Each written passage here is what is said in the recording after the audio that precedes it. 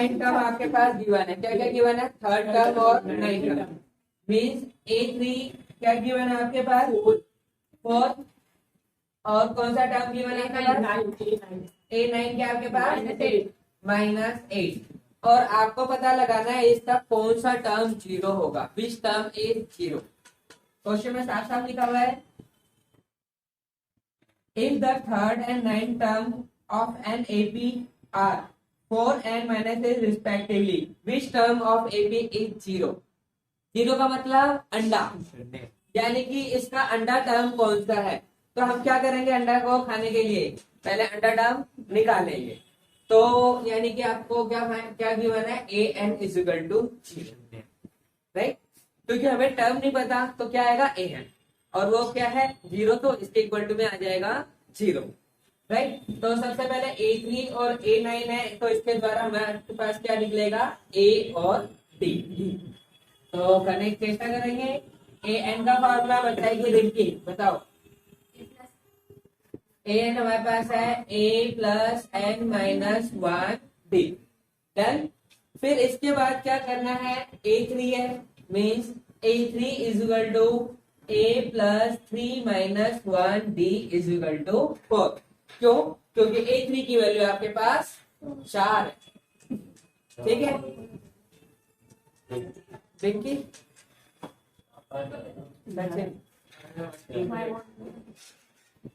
तो ये आपके पास आया यहाँ पे। तो A3 is equal to A plus 2D is equal to 4। This is the done. यानी कि आपके पास पहली इक्वेशन आ चुकी है। अब धीरे धीरे दूसरी इक्वेशन भी आएगी, क्योंकि वो ट्रेन के पीछे पीछे आ रही है, राइट। ट्रेन का इंतजार करो, आंसर अपने आप ही आ जाएगा। अब इसके बाद A9 निकालना है आपको। सर इसमें देखो, दिख तो रहा है, ठीक तो है, जोर मत करो, कोई बात नहीं, वो बाद में हो जाएगा क्लियर। दिख तो रहा है, सब कुछ दिखाई दे रहा है। बस जोड़ रहा रही है क्या चलिए सब पूरा बोर्ड दिखा दो क्या? नहीं, बस मेरे को दिखा, मैं फेमस होना चाहता हूँ, बोर्ड को नहीं। ठीक है ना। अब आगे देखो भाई, A9 है। A9 क्या है?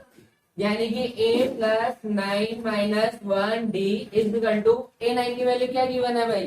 -8D -8। Now A plus 8D is equal to -8। ये इक्वेशन आया सेकंड। अब क्या करेंगे? फर्स्ट और सेकंड को एक साथ लिखने की चेष्टा की जाएगी। तो कैसे लिखते हैं चेष्टा करके? A plus 2D is equal to 4, A plus 8D is equal to -8। इसके बाद हम लोग क्या करते हैं? साइन चेंज, जैसे प्लस का माइनस, प्लस का माइनस, और माइनस का क्या करेंगे भाई साहब? माइनस का करेंगे प्लस। Very good. तो अब इसका जवाब देखते हैं क्या आता है। -8D में से +2D करना है, तो इसका जवाब क्या आएगा? -6D। क्या आएगा? -6D इज इक्वल टू, ये है 4 और इस पे साइन है आगे माइनस का, बट डाउन में क्या साइन है? प्लस का, तो ये क्या माना जाएगा? प्लस का। 4 प्लस 8 कितना होता है? 12। एंड D बिकम्स 12/6 माइनस का 6 1 6 6 2 12। यानी कि आपके पास D क्या आएगा? -2। यानी कि आपके पास D निकल चुका है। अब आपको क्या निकालना है? A। तो हम क्या करेंगे? या तो इक्वेशन 1 ले लो या तो इक्वेशन 2 ले लो, और उसके अंदर D की वैल्यू को पुट अप कर दो। तो जैसे सपोज करो मैंने लिख दिया A plus 2D is equal to 4, right. A plus 2 into -2 is equal to 4। A minus का 4 is equal to 4। A is equal to 4 plus 4, A is equal to 8। यानी A आपके पास क्या आया है? 8 आ चुका है। आपको an के बराबर में क्या रखना है? 0। an is equal to 0, A plus n minus 1D equals to 0। Confirm है? ये कोई ट्रेन की टिकट है जो कंफर्म हो गई? तो ये क्वेश्चन है, ये सॉल्व होता है, ठीक है। तो A की वैल्यू क्या है आपके पास? 8। n की वैल्यू मालूम नहीं है, और D हमारे पास क्या निकला था? माइनस का 2 इज इक्वल टू 0। इधर प्लस का 4 है, उधर जाएगा क्या होगा? 4 और तो है नहीं, 8 है ना। ठीक है, तो ये प्लस का 8 उधर जाएगा, क्या हो जाएगा माइनस का 8। Now n minus 1 minus 8 divide by minus 2 plus ये माइनस माइनस कैंसिल, और आपके पास क्या आ जाएगा 4, और n बिकम 4 प्लस 1 5। अब बताओ ये इजी था या नहीं था? Yes, sir. इजी तो सिर्फ एक्सेल भी होता है, तो उसी की तरह ही हमारे क्वेश्चन भी बहुत इजी होते हैं। अब इसको जल्दी से लिखो। नीचे वाला नहीं दिखाई दिया सर जी, आंसर जो निकला। ये हाँ, ठीक, जन अंदर अंदर हिलामत हिलामत छोड़ तो भाई इसको डिवाइड करने पर ये आया, तो हमारा आंसर क्या आएगा 4 plus 1 n is equal to 5। This is your answer. आपने देखा ये बहुत ही इजी क्वेश्चन था। देख लो क्या है आपके पास। देखो इसके अंदर दो टर्म है, जो छोटी वाली टर्म को हमेशा x मानो। छोटी वाली टर्म को क्या मानो? x। Let a7 is equal to x, clearly. और a17 is equal to x plus कितना एक्सीड था उससे 7, x प्लस 7, क्लियरली। क्योंकि ये खुद कहता है, चिल्ला चिल्ला कर कहता है क्वेश्चन में, जो 17 टर्म है ये वाला 17 टर्म एक्सीड इट्स 10 टर्म, 10 पर, ठीक है। Let a10 is equal to x आ गया, और जो 17 टर्म है वो एक्सीड है 10 टर्म से कितना 7, यानी कि a17 कितना आ जाएगा, जो 10 टर्म कितना x है। अगर x में अगर मैं 7 कर दूंगा तो क्या बन जाएगा ये इसका 17 टर्म। गॉट इट और not got it? Yes, very good. अब क्या करना है आपको, an का फॉर्मूला लगाना है। तो an का फॉर्मूला होता है a plus n minus 1d, clearly. कुछ मुश्किल तो नहीं है इसमें। फिर इसके बाद केवल वैल्यू पुटअप कर देंगे। a10 मतलब a plus 10 minus 1, 10 minus 1d is equal to x, ठीक है। तो ये आया a plus Noddy, Noddy cartoon में देखा होगा आपने, ठीक है ना, वही वाला वहां से उठा के मैंने यहाँ पे रख दिया, ठीक है। फिर इसके बाद इक्वल टू में क्या है आपके पास x।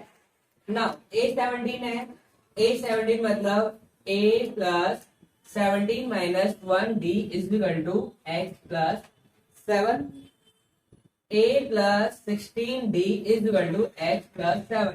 This is first and this is second. अब दोनों को मिक्स करके लिख दो, देंगे a plus 9d is equal to x, a plus 16d is equal to x plus 7। इसके बाद साइन को चेंज करेंगे। क्या करेंगे? साइन को change, minus minus minus minus. हमने कैसे चेंज किया आपको समझ में आया? सर जी। ठीक है, जैसे तुम्हारे दोस्त चेंज हो जाते हैं जब तुम उनसे कुछ पैसे उधार मांगते है, या फिर दोस्त कब चेंज होते हैं? जब स्कूल बदल जाते हैं, कॉलेज तो यही चीज है, स्कूल बदल जाए, ये बदल जाए तभी चेंज होते हैं। कभी ये सोचे अगर तू नहा के ना जाए तब भी तेरे दोस्त बदल जाता है। सर मैं तो 2 दिन कहा चले गया, मेरा दोस्त कुछ नहीं कहा। नहीं कहा, बस ये कहा था बदबू बहुत आ रही है। भाई तुम्हारे दोस्त भी नहा के आ रहे होंगे ना 2 दिन, राइट। तो साइन चेंज हो गया। इसके बाद 8 से 1 cancel, x to x cancel, ठीक है भाई। कैंसिल कैसे हुआ समझ में आ गया? एक प्लस और एक माइनस आइटम हो तो आपस में मिलकर 0 हो जाएंगे। फिर इसके बाद क्या करना, माइनस का 7d माइनस का 7 d is equal to 7 by 7 cancel, d is equal to 1। आपको यही निकालना था, इसको लिखने की चेष्टा करेंगे आप। नंबर 11 ध्यान से पढ़ो। विच टर्म ऑफ द हो गया क्या? और 10 खत्म हो गया। 10 और क्या और कॉमन डिफरेंस को फाइंड आउट करना था। अच्छा ये आप तो हिंदी लिखेगा लिखी सर, हिंदी लिखी ना, समझ गया। डी फाइंड आउट करना था ना। सार अंतर, देखो सार अंतर ज्ञात करो, ये हाँ लिखो। यही लिखा, मेरे को पता है कुछ और होता है। तो यार हिंदी में लिखा रहेगा, हिंदी पढ़ना। अरे वो इससे अंकुश जो सेंस हो गया मैं। हाँ सर यही तो रहते हैं हमको सर। उनका तो मैंने पीछे भी गया था, वो मोमोस लेने जा रहे थे। मोहम्मद लेने जा रहा था। जानते हो मेरे को ना नाम याद नहीं आता अभी, एकदम से ध्यान आया। सर, वो तो मैं कितनी बार बोल चुका हूँ, सर भी था। अच्छा ठीक है ओके अंगूर देखो विच टर्म ऑफ एपी 3, 15, 27, 39 यानी कि आपके पास है 3 है 15, 27 और 39 ऐसे इंक्रीज करता जाएगा विच टर्म ठीक है।